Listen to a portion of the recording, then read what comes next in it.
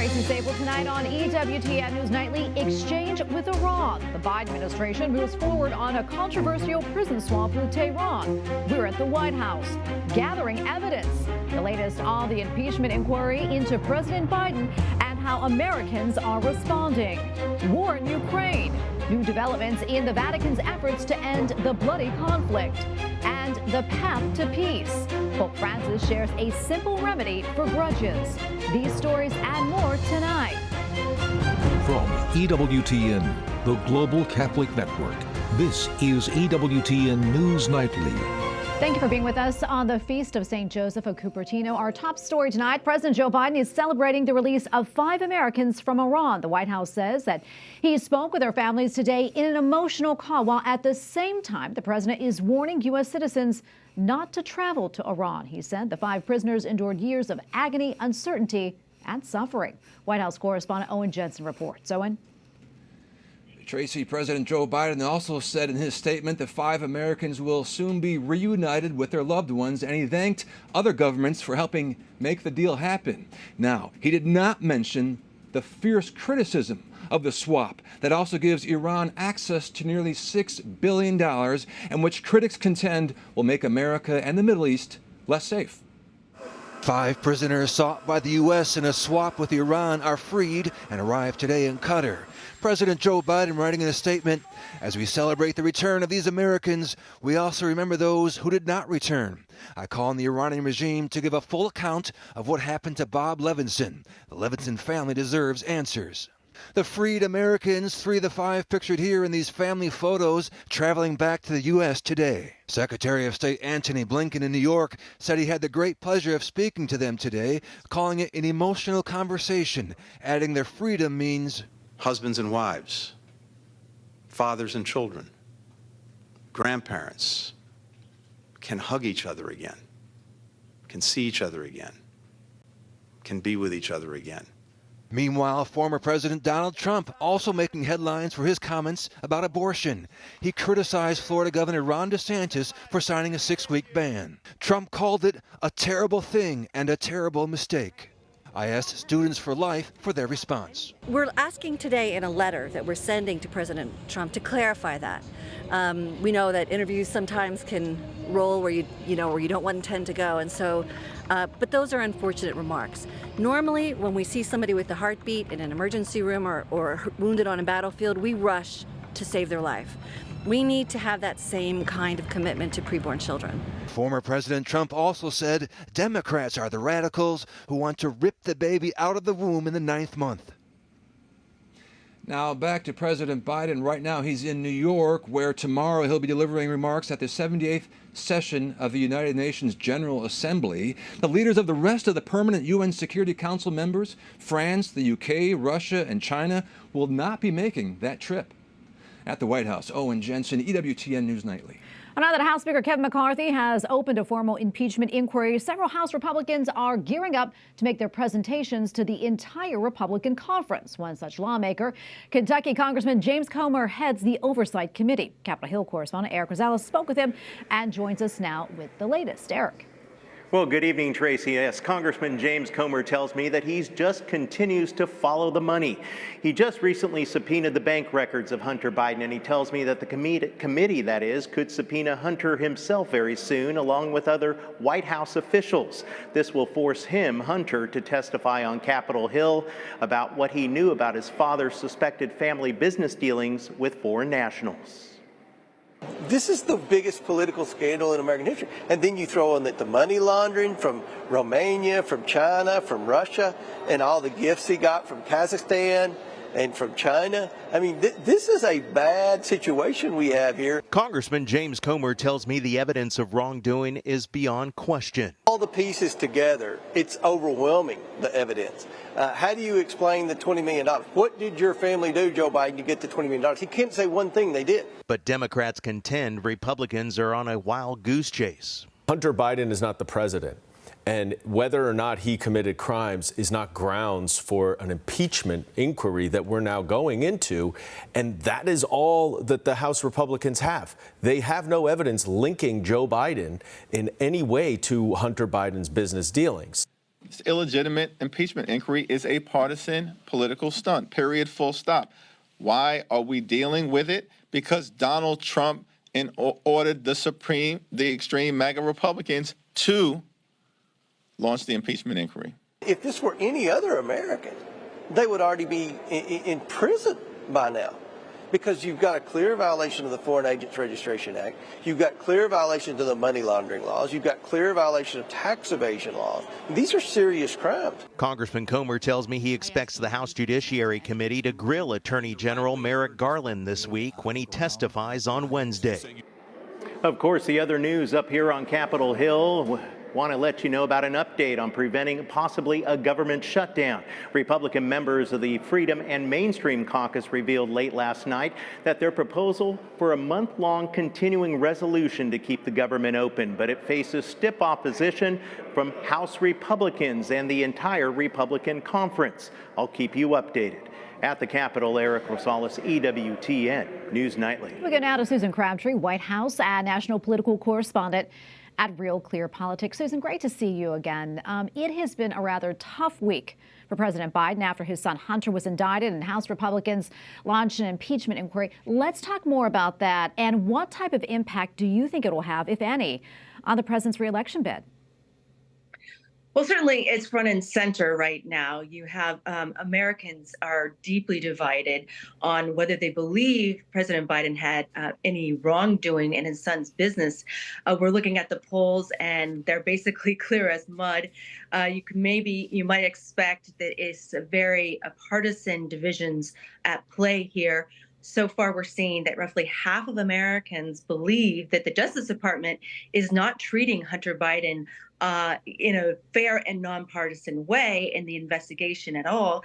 And 1 in 3 are highly concerned that President Biden may have done something improper in his son's business. But you see that breaking down very strongly on partisan lines. 66% of Republicans believe that Biden is in some way had some wrongdoing there, and only 7% of Democrats are very concerned or somewhat concerned about whether Joe Biden was involved in improper dealings with Hunter Biden's business partners overseas. So, I don't know what this contends in terms of for the impeachment itself. You have equal divisions there. You have the latest Fox News survey found that about 47% of registered voters believe that the inquiries are legitimate, that these Republican impeachment inquiry is legitimate, and 48% think it's bogus attempt to undermine Biden's presidency. So the American public is deeply divided, and we've seen this for years. And they're equally divided on this impeachment inquiry. Susan, I want to talk now about former President Donald Trump and those comments he made to NBC's Kristen Welker on Meet the Press. She asked him, if he would support an abortion ban at 15 weeks, to which he did not give a yes or no. Then he referenced Florida Governor Ron DeSantis and basically said a 6-week abortion ban is terrible. Susan, how do you think these comments are being received, especially among his base, which is largely pro-life? In fact, he's referred by many as the most pro-life president in U.S. history. Well, I was taken. I think that it was interesting to me that on Friday he was appearing before the Family Research Council, big summit that they had. Many candidates, Republican candidates, were there, and he won that straw poll hands down. 63% to 27% for DeSantis, and the other candidates getting around 2% or less than 2%. But here we have. Just on Sunday, he seems to have really gotten himself into trouble with conservative traditional values voters. You had Catholic Vote, a group that's an advocacy group for Catholic conservatives, come out and just basically issue a statement just hours ago saying they really are concerned about Donald Trump's views on abortion, what he said in that interview on Meet the Press. And a direct quote, he cannot expect to win again without us, without Catholic voters. And any Republican presidential hopeful must draw a clear contrast to the extreme taxpayer-funded, unlimited abortion agenda of Joe Biden. That's directly from the president of Catholic Vote. They're deeply disappointed, but I don't know how this is going to. He has some time to to change his views. Like your reporter said, sometimes these interviews go in a different direction. And Kristen Welker, who is a longtime White House press corps, I know her personally. She was hit him very hard in that interview. I thought did an excellent job in getting him to answer the questions, but it was a lot of rapid fire on abortion, and he's very good at condemning DeSantis, calling him DeSanctimonious on his and referring to his 6-week abortion ban as a terrible idea. But he also would not commit to whether he would support a federal abortion ban. Susan, we have about 45 seconds left or so, but curious what else you're following right now. Well, certainly the government shutdown is on everybody's minds. We have a vote looming in the House. Kevin McCarthy finds himself, as so many speakers have, in a very difficult position with his right wing trying to push him not to actually, to the brink of a government shutdown. Hopefully it won't get that far because it's not a very good situation for Republicans.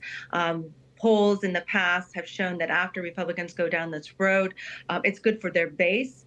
Certainly Representative Matt Gaetz really wants to see him be stronger on spending, especially when it comes to the military. There was a deal that was being cut that would involve very significant cuts to the military, and Matt Gaetz said there's no way we're going to support that.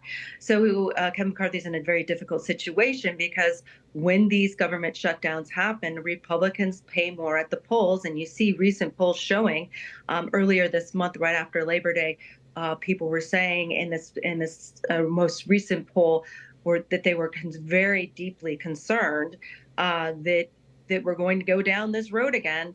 For the 5th time, we're at the brink of a government shutdown since 2010.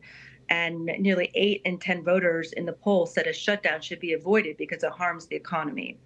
And 7 in 10 said a shutdown would be to distract from the country's larger challenges. Well, Susan, thanks so much for weighing in. Always appreciate your insights. Appreciate it. Thank you. Absolutely, Tracy. Thanks for having me. Pope Francis addressed the Clinton Global Initiative today in a live video call. The Holy Father highlighted the importance of leaving no one behind, especially children. He also thanked former President Bill Clinton for acknowledging climate change and the dangers of war. A Catholic hospital in Canada is drawing sharp criticism after naming a supporter of assisted suicide as an interim director of care for those with long-term illness. The doctor has said that all publicly funded institutions, including Catholic hospitals, should provide euthanasia. A number of Catholic medical professionals have expressed concern over the appointment. More than 11,000 people are dead and another 30,000 displaced after 1 week of the horrific flooding in Libya. As rescue crews search for thousands of people still missing, 7 emergency workers were killed in an accident on Sunday. The flooding was caused by 2 dams bursting north of the city of Derna. Officials estimate that about a quarter of the city has been erased by the floods. And we have a lot more still to come here on EWTN News Nightly, including targeting the faithful. Another church is vandalized, this time in Louisiana. We have a report. And why one Catholic group is demanding answers from the Department of Justice.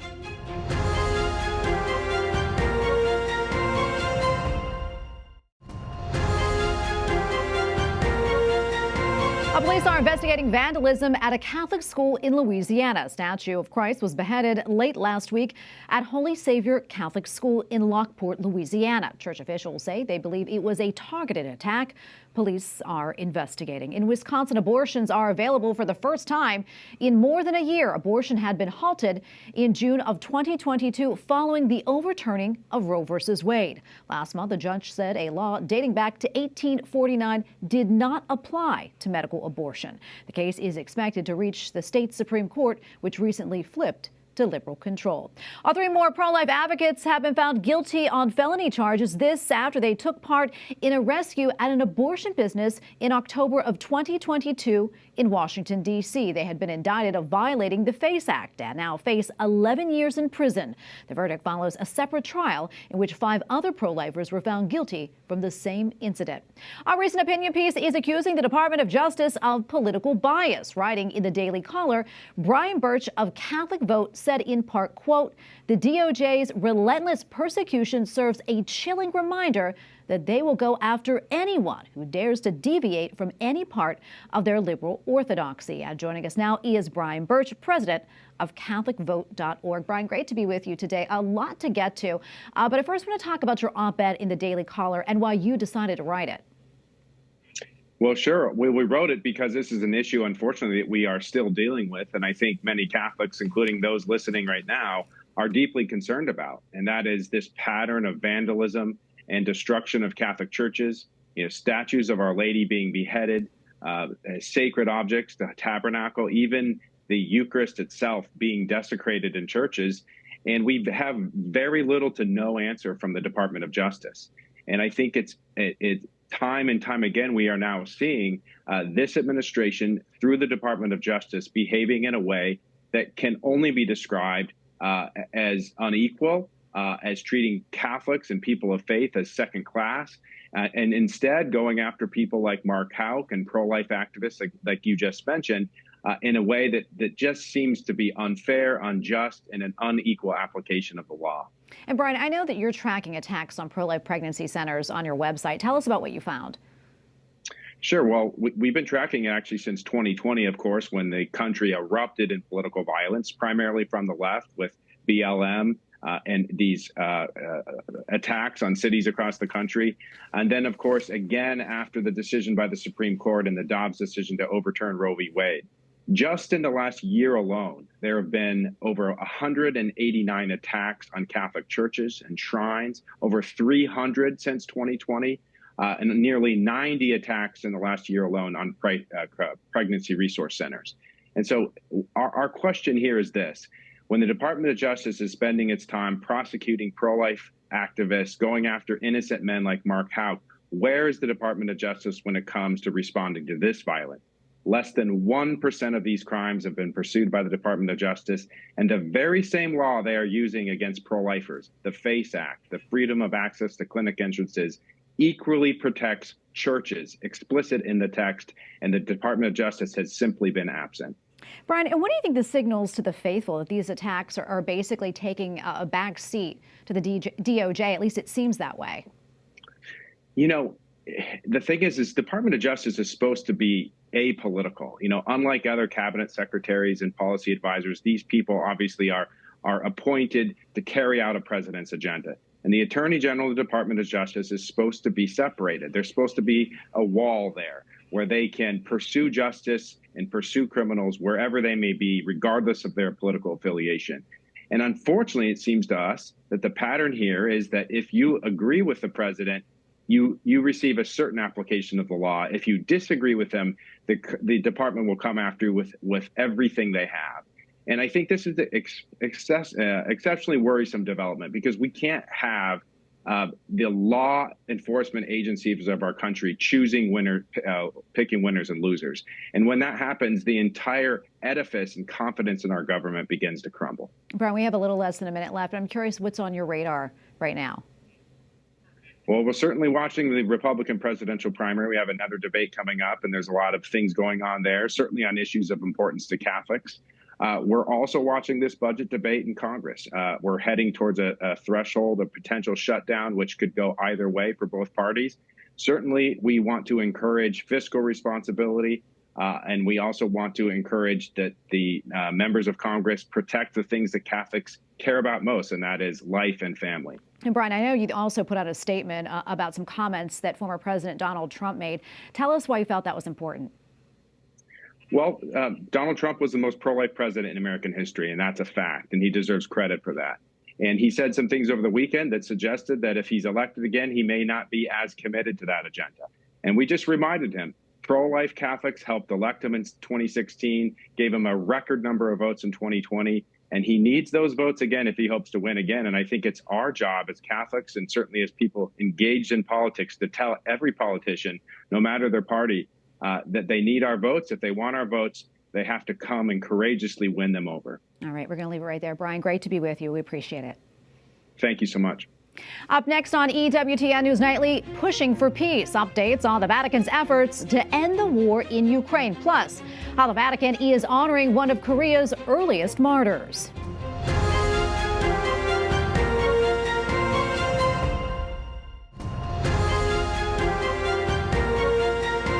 Russian Pacific Fleet is holding exercises in the Far East. The Kremlin says the drills are aimed at training for defense operations on Russia's northeast border. According to the Russian Defense Ministry, the exercises will involve around 10,000 personnel. More than 50 units of ships, submarines, and aircrafts are also included. Pope Francis has received the credentials of the new Russian ambassador to the Holy See. This appointment comes as Moscow's foreign ministry suggested it would be ready for a second meeting with the Pope's special envoy for Ukraine. Cardinal Matteo Zuppi also just returned from China. There he addressed the war in Ukraine as part of high-level meetings in the communist country. Joining us now is Vatican Bureau Chief Andreas Tannhauser, who has more on the Vatican peace initiatives. Andreas, great to see you. Can you tell us a little bit more about the new Russian ambassador and his meeting with Pope Francis? Sure, Tracy. So Ivan Soltanovsky, that's the name of the new Russian ambassador to the Holy See. His motorcade drove today into the Vatican, where he presented his credentials to Pope Francis. This is the traditional start of any ambassador's term, according to diplomatic protocol. The 68-year-old is a career diplomat, that's what we know about him, who was appointed by President Putin. His predecessor was one of the first ambassadors to be famously visited by Pope Francis. Usually the diplomats come to the Apostolic Palace and not vice versa. But when Russia invaded Ukraine in February 2022, the Holy Father went to the Russian embassy, and there he pleaded for peace. I understand before this appointment, Russia's foreign minister said that Moscow was ready to continue conversations with the Vatican. Can you tell us more about that? Yes, so Associated Press and others also reported that just last Friday, Minister Lavrov said that Cardinal Zuppi will be coming back to Russia as the Vatican is continuing its efforts for peace in Ukraine. You remember that Pope Francis appointed Cardinal Zuppi to be his special peace envoy for the Ukraine. And Cardinal Zuppi is not only the current head of the Italian Bishop Conference, he's also very close with the Italian Sant'Egidio community. And this community is famous here for their far-reaching political connections, which they've used also in the past to broker peace in war-torn regions. And speaking of Cardinal Zuppi, he just returned from China. What can you tell us about that trip? Yeah, correct. So he was sent to China to address the situation in Ukraine, basically. Many at first had believed that China would probably not even agree to a meeting with a high-ranking church representative. And we should not forget on that issue that despite the understanding on bishop appointments, there are actually no official diplomatic relations between China and the Holy See. Zuppi did meet with Beijing's special representative for Eurasian affairs, Mr. Li Hui. According to a Vatican press statement, they discussed the war in Ukraine and its dramatic consequences, emphasizing, the statement reads, the need to unite efforts to foster dialogue and find paths leading to peace. China, of course, is a very important player in this conflict, also because of its relationship to Russia. Andreas, wondering, was there any concrete outcome of this visit to China? Yeah, this visit really testifies to the long-held Holy See strategy to speak to everyone and to keep doors open. Pope Francis was just recently heavily criticized for addressing Catholic teenagers in St. Petersburg who were not able to come to World Youth Day.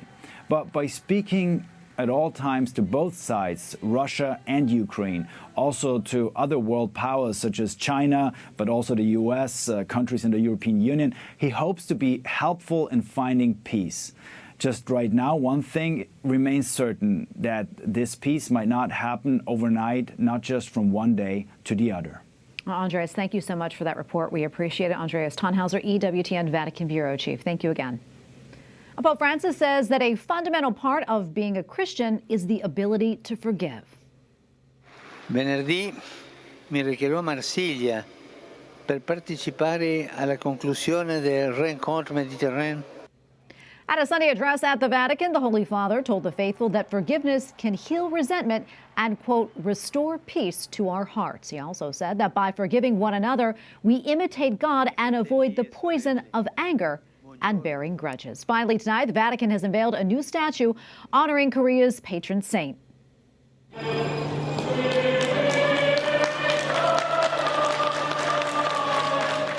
St. Andrew Kim Tae-gon was Korea's first native-born priest. At the age of 25, he was beheaded in 1846 during a time of Christian persecution. A special mass was celebrated by the Archbishop of Daejeon at St. Peter's Basilica before the reveal. The young saint was canonized by Pope John Paul II during a trip to the Asian country. We thank you for watching tonight. Remember, you can follow us on social media, Facebook, X, and Instagram at EWTN News Nightly. I'm Tracy Sabol. Good night and God bless.